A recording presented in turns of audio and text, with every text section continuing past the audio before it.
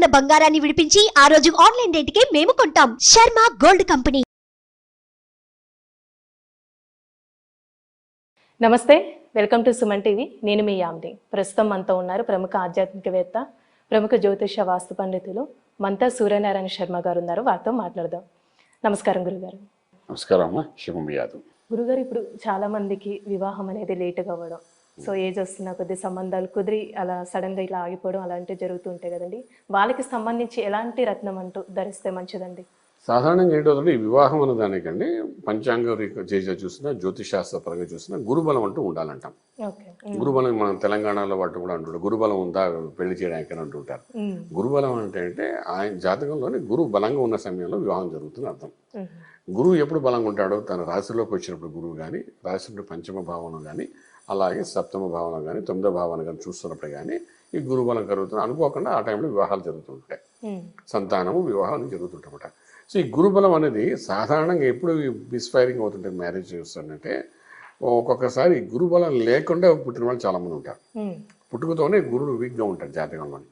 ఉన్నప్పుడు ఈ ట్రాన్సిట్ గోచారంలో గురుడు కరెక్ట్ పొజిషన్లోకి వచ్చినప్పుడు వివాహం జరుగుతుంది వాళ్ళకి. గురువు ప్రతి సంవత్సరం ఒక రాశి నుండి ఇంకో రాశి మారుతుంటుంటాడు. అవే పుష్కరాలు అంటాం. ఇప్పుడు మన నర్మదా నది పుష్కరాలు జరుగుతాయి, ఎల్లుండి ఏప్రిల్ నెలలో మొదలవుతాయి. సో ఈ ఒక్కొక్క సంవత్సరం ఒక్కొక్క నది యొక్క పుష్కరాలు ఏదైతే జరుగుతుందో ఈ గురువు మారినప్పుడు కూడా, గురువు అని బృహస్పతి అనేవాడు మారుతున్నప్పుడు జరుగుతుంది కూడా.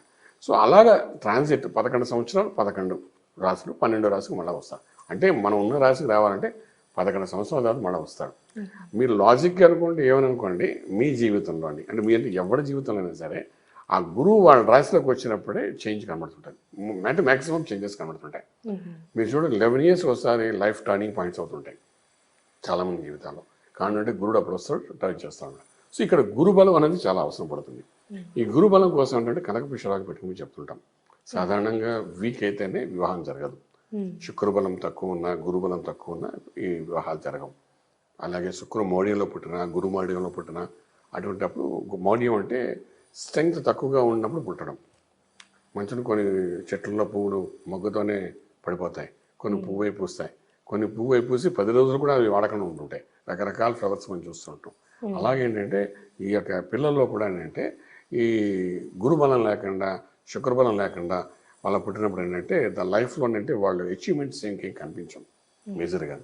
మేజర్గా ఏంటంటే మనకు ఆస్ట్రాలజికల్గా 2 ఫ్యామిలీస్ కనబడతాయి. ఒకటి గురువు యొక్క ఫ్యామిలీ, రెండో శుక్రుడు యొక్క ఫ్యామిలీ అంటమాట. ఇవి 2 ఫ్యామిలీస్ డివైడ్ అయిపోతాయి అన్నమాట 9 గ్రహాలను. సో అందులో ఏదో ఒక ఫ్యామిలీ యొక్క బలం అనుకుండాలి, ఉంటేనే they can have a good life of at least 55 to 60 years minimum ఉంటుంది అనమాట. సో అది ఆ రెండింటిలోనే ఏది బలం లేదనుకోండి, ఈ డిస్టర్బెన్సెస్ ఆఫ్ లైఫ్ మెనీ వేస్లో ఉంటాయన్నమాట. సో ఈ గురుబలం లేకపోవడం వల్ల వివాహం జరగదు. అలాగే గురుబలం లేదంటే సంతానం కూడా జరగదు, సరైన సంతానం జరగదు. వివాహం జరిగితే కదా సరైన సంతానం జరగాలి. సో అప్పుడు మనం ఏం చేస్తామంటే 2 రకాలుగా చెప్తుంటాం. ఒకటి జాతకంలో బలం లేనప్పుడు ఆ గురువు తన రాశిలోకి వచ్చినప్పుడు ట్రాన్సిట్లో అప్పుడు సెటిల్మెంట్ చేస్తాడు ఇలాంటివన్నీ. సో అందువరకు వెయిట్ చేయమని చెప్తాం. ఒక్కోసారి గురు మహారదశ వచ్చినప్పుడు మనం ఏం చెప్తుంటే ఈ రత్నం పెట్టుకోండి అంటాం, కనకపుష్పరాగం అంటాం. ఆ కనకపుష్పరాగం ఎప్పుడైతే వాళ్ళు పెట్టుకుంటారో దానికి సంబంధించిన మంత్రం కూడా చెప్పటం. అంటే గురు మంత్రం, దక్షిణామూర్తి అనుకోండి, దత్తాత్రేయ వారు అనుకోండి, గణపతి మంత్రం అనుకోండి, అయ్యవారు ఏ అయ్యవారిని అయితే బాగా నమ్ముతారో దాని మంత్రాన్ని కూడా సాధన చేయమని చెప్తుంటాం. అంటే మంత్రం అనేది శరీరంలో దోషం తీస్తుంది, రత్నం అనేది యోగాన్ని ఇస్తుంది అనమాట. సో ఇవి 2 రకాలుగా పనిచేస్తుంటాయి.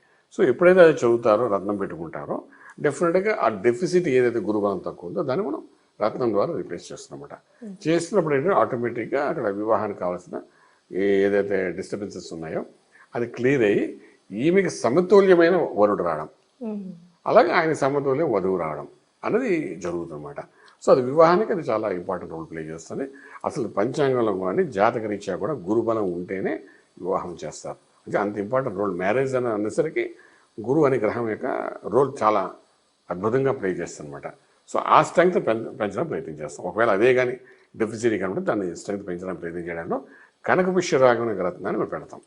మళ్ళీ ఇక్కడికి వచ్చేసరి కనకపుష్పరాగం ఎన్ని క్యారెట్స్ పెట్టాలి, ఎంత హార్డ్నెస్ పెట్టాలి, ఇవల్ల ఎగనే క్వశ్చన్ అనమాట. ఎందుకంటే ఆయన జాతకం బట్టి, ఏజ్ని బట్టి ఆమెకి గురువు ఎంత వీక్ అయి ఉన్నాడు. ఫర్ ఎగ్జాంపుల్ ఓన్లీ 100కి 10% బలం ఉందనుకోండి, వాడికేమో ఒక 2 క్యారెట్లు 3 క్యారెట్లు పెట్టేస్తే అది పెరగదు. దానికి కావాల్సిన స్ట్రెంగ్త్ వచ్చేటట్టు పెడుతుంటన్నమాట. సో అలాగే ఫర్ ఎగ్జాంపుల్ మీకు ఆకలిస్తుంది, ఒక చపాతీ పెట్టాను అనుకోండి, కడుపు నిండుతుందా? ఇప్పుడు చెప్పిన నేనేమో అందరికీ చెప్పుకుంటాను చపాతీ పెట్టాను మేడం గారికి అని, కానీ కడుపు నిండదు అక్కడ. అప్పుడు ఏమవుతుంది, మళ్ళీ ఆకలిగానే ఉంటుంది. So we have to satisfy you కదా. అలాగేంటంటే ఆ యోగానికి కావాల్సిన బలం ఎంత కావాలి అది బేస్ చేసుకుని, అది మళ్ళీ ఆస్ట్రాలజికల్గా చూసుకుని దాని స్ట్రెంగ్త్ పెంచుతాం అన్నమాట. అంటే ఇన్ని క్యారెట్స్ అని మనం 4 క్యారెట్స్ పెట్టాలా, 6 క్యారెట్స్ పెట్టాలా, 3 క్యారెట్స్ పెట్టాలా. అదే ఇప్పుడు పుష్యరాగం అంటే సిలోన్ ఉంటాయి, మనకు శ్రీలంకన్ అంటే సఫాయర్స్ ఉంటాయి, అది పెట్టాలా, బ్యాంకాక్ది పెట్టాలా, మీ యొక్క స్ట్రెంగ్త్ బట్టి ఇలా రకరకాలు ఉన్నాయి స్టోన్స్. అలా వాళ్ళ జాతకం ప్రకారం చూసి అది మనం పెట్టాల్సి వస్తుంది. ఎప్పుడైతే అలా పెడతాం ఏంటంటే దానికి బలం వస్తుంది, ఆటోమేటిక్గా వివాహం జరుగుతుంటాయి అన్నమాట. ఇది ఒక భాగం. ఒకసారి శుక్రుడు బలంగా లేనప్పుడు కూడా జరుగుతుంది, అది నెక్స్ట్ ఎపిసోడ్ మనం మాట్లాడుకుందాము.